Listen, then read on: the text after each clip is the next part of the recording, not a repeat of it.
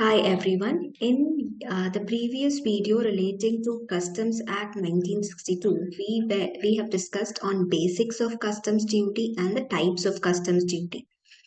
Now, when we discussed about types of customs duty, we saw that the duty is being calculated based on ad valorem basis as well as a special duty being taken on special value.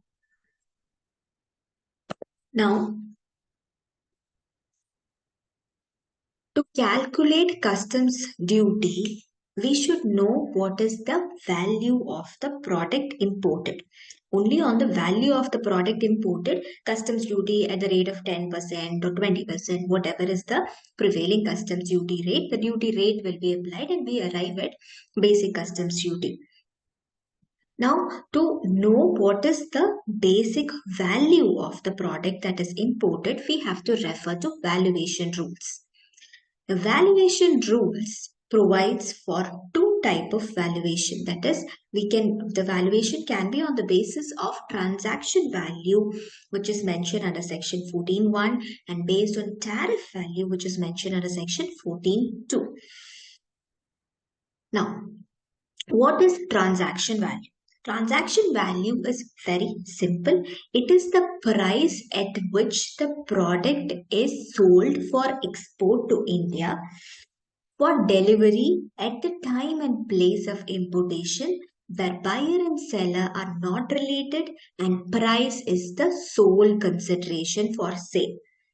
So it means the price of the product at the time of import. That is called as transaction value, provided price is the sole consideration and buyer and seller are unrelated person. So it is basically the invoice value. On this value, we have to add certain other costs to arrive at the transaction value. Now, what are these costs which are to be added? That is mentioned under Rule 10. So, Rule 10 states that there are certain values which are to be added to the invoice price to arrive at transaction value. It is commission, brokerage, the cost of packing materials, cost of containers if they are not returnable, freight, insurance, royalty, loading, unloading charges. So it is basically all the cost that is incurred incidental to the import. All those costs will have to be added to the invoice value to arrive at transaction value on which the customs duty is charged. Because all these costs you will not incur if you are not going to import, right? So all these costs will have to be added to arrive at the transaction value. So any cost in hand, we have to see whether it is incurred prior to importation or after importation. If it is incurred prior to importation, we need to add it to arrive at the transaction value. For example, if any cost, transport cost is incurred for the transport of the product from the customs port to their factory, will that be included? No, it will not be included because that is incurred post the importation, after the taxable event. So post importation, any cost incurred will not be considered. Anything that is incurred prior to importation to facilitate import will be added. If there is any profit sharing arrangement between the importer and the exporter, and the importer says that on every sale of the product, I will give you 5%. So that will also be added to the cost because that is also incidental to the import of that product, and it is like indirectly he will bill it at a lower rate, bill the product at a lower rate because he is getting 5% commission on every sale. So it is in fact the cost of the product, cost of that particular import, and hence it has to be added. Now, what is the valuation for export goods? Export goods is the same thing, the price that is paid for the goods where it is exported outside India at the time and place of exportation, buyer and seller being unrelated, price being the sole consideration. Now, section 14.2 deals with tariff value. Tariff value is in case of crude oil, palm oil, the tariff will be fixed.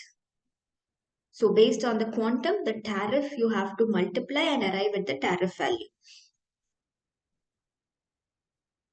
The rate of exchange that we will choose for all our case studies will be the rate that is defined by CBIC. In your exams, you might have rates mentioning like RBI rates or a bank rate will be given, but we should always take the rate that is determined by the board, that is CBIC. So now we discussed about transaction value. Now, if transaction value is not available, that if the buyer and seller are related party, and hence we could not define what is the transaction value, what is the we need to have the invoice value, right? On the invoice value, we add all the incidental cost. But this value is compromised because buyer and seller are related. So how do you arrive at the transaction value for the product in hand? In that case, you have to go with secondary methods, which is transaction value of identical good. The same product imported from the same country around the same time, when it is sold to an unrelated person, what is the value and what was the price paid or payable? That you will take and you add all the incidental costs to arrive at the transaction value. But if the identical product is not available around that time, then what we do? We go with similar goods. Similar goods imported from the country around the same time, in quality, in the specifications, where it is sold to an unrelated person, price being the sole consideration, what was the price payable or paid?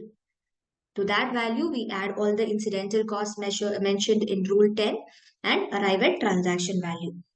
Now, if all the three methods are not available, we go with deductive value. What is deductive value? Deductive value is you arrive deductive value by deducting. So I have the price at which the product is sold in the domestic market.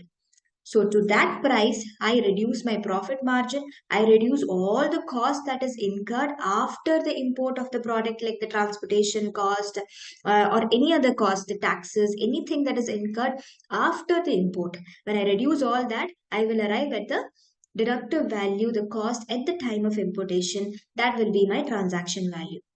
Computed value is exact opposite to deductive value.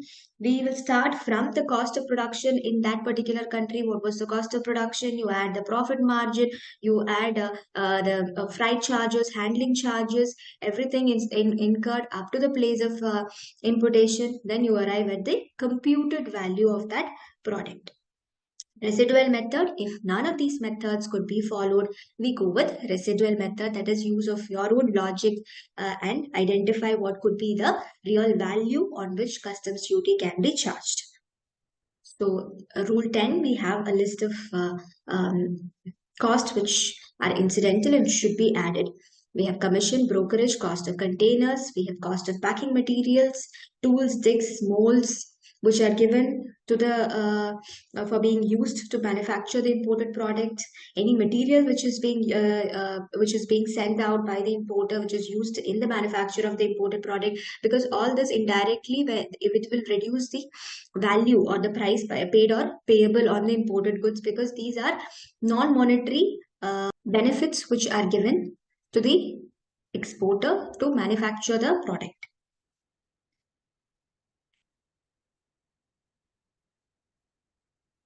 The most important two terminologies that we come across in Customs Act is FOB value and CIF value. FOB value is free on board and CIF is cost insurance in freight. When the cost of transport, loading, unloading charges is clearly provided, we can take that itself to arrive at the transaction value. If the insurance cost is provided, the same cost can be added to arrive at the transaction value. But in case the cost is not given or we cannot identify what is the exact cost incurred, then we need to take 20% of the FOB value to arrive at the cost of transport, and insurance is 1.125% of FOB value to arrive at the cost of insurance. 20% of FOB is transport, 1.125% of FOB is insurance. Now, if the goods are imported by air, then the actual cost of transport or 20% of the FOB value, whichever is lower, will be taken. only in case of air freight. We are restricting it to 20% of the FOB value. So what is FOB value? Free on board value is all the cost that is incurred up to the exporter's point. Exporter's point. So that is costs of production, cost profit for manufacturer, freight in the foreign country, local taxes, loading charges, export duty and cess, everything in the foreign country. So up to the exporter's port, whatever cost is incurred, that is added to arrive at the FOB value.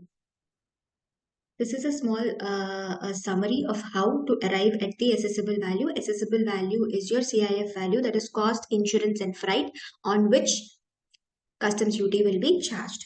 So it involves all your costs, that is the cost that is incurred by the exporter up to the exporter's port, plus all the costs that is incurred by the importer incidental to the import mentioned under Rule 10, and 20% of your FOB value, which is the freight and insurance. If there is any lightage, demurrage charges that is incurred in case of a vessel or in which the uh, product is being imported, those charges will have to be added to arrive at CIF value or the assessable value. We'll take up a few case studies in the next video. So please stay tuned. Thank you and all the best.